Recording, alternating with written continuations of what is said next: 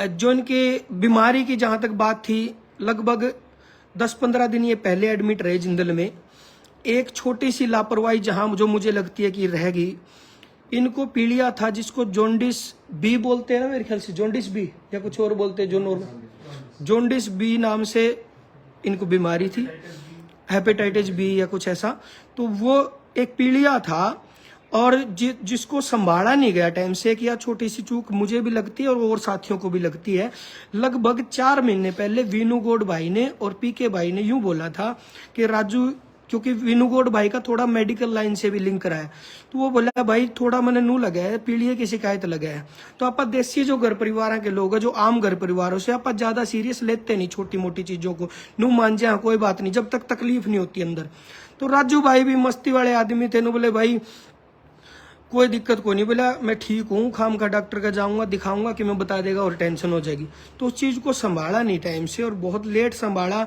तो 10-15 दिन एडमिट जब रहे जिंदल में, हमारा रोज का मिलना जुलना रहा, ठीक हो गए थे, बिल्कुल ठीक होके छुट्टी मिल गई थी।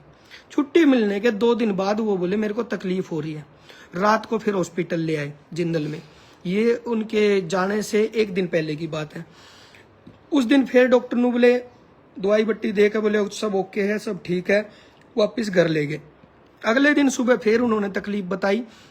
जिस दिन की ये जो दुर्घटना जिस दिन हुई है, जो काला दिन जो हमारी जिंदगी में आपकी जिंदगी में आया, उसी दिन 10 बजे सुबह हॉस्पिटल में लेके आए जिंदल में।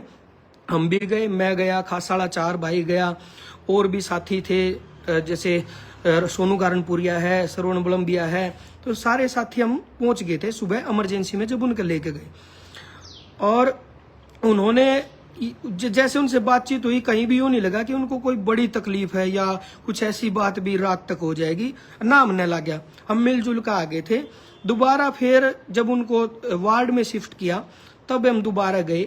मैं और जेलदार अंदर ही बैठे थे, खासाड़ा भाई और इनको हमने बाहर छोड़ दिया था, क्योंकि ज्यादा लोग जाने से डॉक्टर भी थोड़ा सा परेशान हो जाते हैं। तो मैं और जेलदार अंदर बैठे थे। राजू भाई से प्रॉपर बात हो रही थी, सब बातचीत सही कर रहे थे। वो जो मैंने पेज पे फोटो डाली थी वो उनकी उसी वक्त की फोटो है। राजू भाई टेढ़े लेट रहे थे। मैंने पूछा मगर राजू जी सीधे सो जाओ आप। बोला सीधे सोने में मेरे कमर में थोड़ी तकलीफ हो रही है, टेढ़े में थोड़ा आराम है। लेटे रहे, थोड़ी देर बाद बोले मेरे को एक बार बैठा दो। जैसे हम बैठाने लगे वो बैठ तो गए और 10 सेकंड बाद यूं बोले सांस नहीं आ रहा मेरे को, तो वापस लेट गए। डॉक्टर आए, डॉक्टर से मैंने भी बात करी जी सारी तकलीफ क्या क्या है, क्या क्या चीजें। डॉक्टर ने बहुत कोऑपरेट किया, अच्छे तरीके से सारी चीज बताई। उसके बाद राजू की मिसेज हमारी भाभी जी वो थोड़ी सी अपसेट हो रही थी, ममता भाभी। तो मैंने सोचा मैं अपनी वाइफ को और बच्चों को उनके घर छोड़ाऊं ताकि वो थोड़ा रिलैक्स हो जाएं, आपस में बात करेंगे। मैं बच्चों को छोड़ने राजू भाई के घर गया। जैसे ही उनको उतारने लगा तो इतने में जेलदार भाई का फोन आ गया। वो रो रहा था, बोला सर जल्दी आ जाओ, वेंटिलेशन पे लेने लग रहे हैं। तो वेंटिलेशन पे जब लेने लगे तो राजू भाई ने खुद जेला को बोला है कि जल्ले मैं आज नहीं बचूंगा। उनके ये आखिरी वर्ड यही थे, इसके बाद के कोई वर्ड नहीं थे, बस यही कहा था कि जल्ले मैं आज नहीं बचूंगा। उसके बाद उनको वेंटिलेशन पे ले लिया। वेंटिलेशन पे जाने के बाद वो बहुत सीरियस हो गए थे और हाथ पैर के मूवमेंट भी कम हो गए थे। फिर किसी साथी ने यूं बोला कि वहीं स्टाफ में कोई साथी था, बोला इसमें वेंटिलेशन में एक बड़ा मुद्दा ये रहता है, एक तो थोड़ा बस ब्रेन एक्टिव रह जावे और जो आंखों की पुतलियां है ना ये नहीं ठहरनी चाहिए। तो जो बड़े भाई हैं श्री राम, राजू के ताऊ जी के लड़के, वो गए अंदर। उन्होंने राजू से कुछ बोल के देखा, उन्होंने पलक भी झपकाई है और पुतली भी झपकाई है और उन्होंने इशारा भी किया गर्दन से। मेरा यकीन नहीं है, उसने बाहर आकर नु बताया बोला सही है, नू एक्टिविटी है। मैं यार मैं जब का खड़ा था जब तक तो हाथ पैर या उंगली कुछ भी नहीं हिल रहा था। फिर मैं खुद देख के आऊंगा जब मेरा यकीन होगा। मैं गया अंदर, राजू पे मैंने पूछा माँ जी, मैंने बोल के देखा माँ सर आपको कोई दर्द तो नहीं है, कोई पेन तो नहीं है? तो राजू ने मेरी तरफ यूं ये आंखें करी और गर्दन ना में हिलाई, पुतली भी हिली थी। मैं रिलैक्स हो गया। बाहर आकर मैंने सब तब बताई, मुझे टेंशन खत्म होगी, ये सारी रिकवरी हो जाएगी। बल्कि स्टाफ वाला एक भाई था वही मेडिकल स्टाफ का, मैं भाई नूनू पलक झपकाई, मेरी खुद बात हुई है। तो उन्होंने बोला फिर ठीक है, बोले अगर पलक झपकाई हर बात हुई है तो फिर ज्यादा तकलीफ वाली बात है नहीं। लेकिन बस ये आखिरी था जो ये पलक झपकाई और इशारा किया, उसके बाद आंखें भी ठहर गई और ब्रेन ने काम छोड़ दिया। जो वहां चेक कर रहे थे, हालांकि उस दौरान मेन डॉक्टर तो नहीं थे, दूसरे डॉक्टर थे। आज कहने का टाइम तो नहीं है, पर मैं फिर भी कहना चाहूंगा, उसका तो नाम ही लेना चाहूंगा। आशीष आर्य, पता नहीं क्या रवि सारिया, जिंदल में रवि सारिया नाम से कोई डॉक्टर था। बहुत ही गंदा, घटिया, नकली, जीरो आदमी, जिससे मुझे नफरत हुई बिल्कुल। वो ने बोला कि एक ट्रीटमेंट होना है जिसमें यहाँ से पाइप डालेंगे, यहाँ से पाइप डाल के और इनका फेफड़ों में पानी जमा हुआ वो पानी निकालेंगे, और वो पानी निकालते हुए बड़ा रिस्क है कि खून निकल सकता है। जो और खून निकलना शुरू हो गया और खून नहीं रुका तो हम बिल्कुल भी नहीं बचा पाएंगे, कोई चांस ही नहीं है बचने के। इस सिचुएशन में हम सारे कांप गए, हाथ पैर कांपने लग गए, हाँप गए हम। अब मैं उस डॉक्टर से बोला, जी हमने है ना ये डिसीजन हम ले नहीं पा रहे एकदम से कि आप ये, वो बोले साइन कर दो, ये साइन करोगे तो ये ट्रीटमेंट शुरू करेंगे। माँ जी एक बार इस डिसीजन के लिए हमें टाइम दे दो, हमें 20 मिनट का टाइम दे दो, क्योंकि भाई भाभी भी घर पे हैं और भाई थोड़ा बहुत डिस्कशन हम आपस में भी करांगे, हमने 20 मिनट तो दो। ने बोला मैं तुम्हारे लिए यहीं बैठा रहूंगा क्या, मेरे को और काम नहीं है क्या, मुझे ड्यूटी पे जाना है। ये मैं कहना नहीं चाहता, पर उसके लिए तो मैं कहना चाहता हूँ ताकि आगे कोई जिंदल में जाए, जिंदल हॉस्पिटल का सारा स्टाफ ने कोऑपरेट किया हमें, चाहे सिक्योरिटी से लेके डॉक्टर से लेके सब ने कोऑपरेट किया है। एक उसको छोड़ के रवि सारिया नाम से जो एक डॉक्टर आया दूसरा ड्यूटी पे जो आया, उसने बहुत गंदा बिहेव किया, इसलिए मुझे बोलना पड़ रहा है।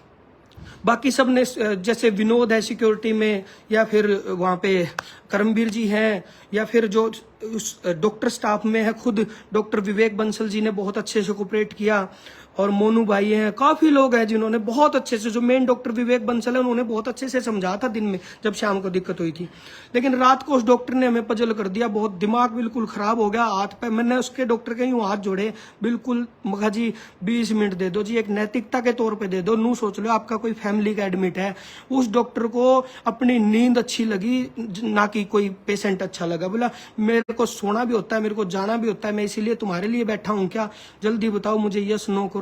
मैं बोला जी उनकी वाइफ को तो बुला लूं, भाभी को तो बुला लूं, उनसे तो पूछ के करेंगे। बोला वो कोई साइंस जानती है क्या करोगे उसको बुला के। इतना गंदा भी है। मैं हाथ जोड़ के अपील करता हूँ, कभी जिंदल में जाओ तो इस रवि सारी ऐसे बच्चियों सारे, इसके लिए मैं खुला कह रहा हूँ। और भाई उसके बाद क्या हुआ, फिर तो कोई रिएक्ट आना बंद ही हो गया बॉडी से। फिर तो हम सारे जने कोई कितने जाकर रोए, कोई कितने जाकर रो, सारे दुखी हो गए।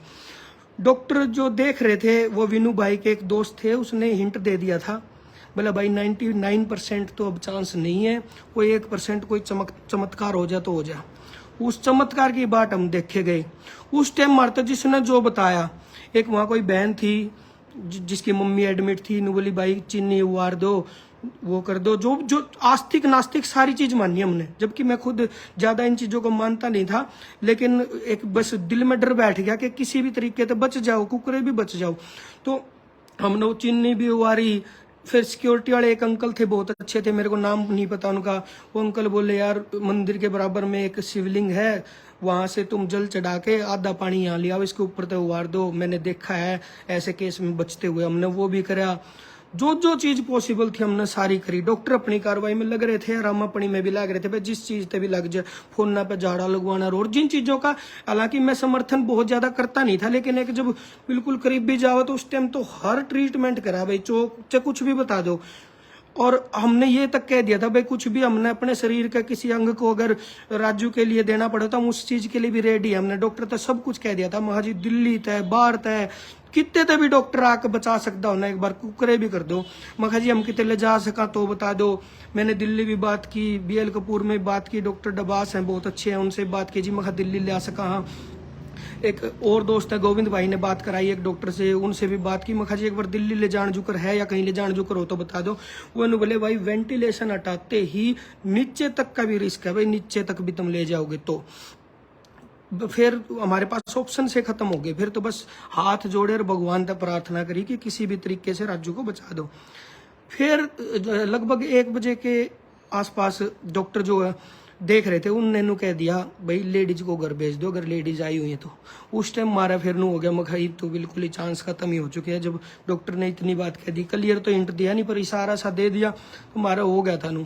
फिर सब लोग हम दुखी हो गए, हमारे पास कोई ऑप्शन नहीं बचा। फिर तो थोड़ा थोड़ा मैसेज देना शुरू किया, बस भाभी को नहीं बताया और जो यार दोस्त थे उनको सबको हमने थोड़ा थोड़ा बताया। सुबह 5 पता नहीं 4:30 बजे के आसपास उन्होंने क्लियर कर दिया। फिर वेंट वगैरह हटा दिए, फिर तो सारे सुन्न हो गए हम। सब रोने लग गए वहाँ, सब बुरी तरह रोने लग गए। सारे दोस्त राजू के वहाँ पे मौजूद थे। तो ये था जो बीमारी की जो थी कंडीशन, वो बता रहा था मैं। उसके अलावा निजी लाइफ की जो चीज़ें रह गई थी वो भी मैं शेयर करना चाहता हूँ। भाई जो छाप रहे हैं, तो इनके जो करीबी दोस्तों में सबसे पहले तो इनका काम जो देखता था सारा, बिल्कुल घर परिवार देखता था, वो है जैलदार है। जो भी कुछ कंफर्म करना तो उससे कंफर्म करके डालना, या यहाँ से जो बताया गया यही है।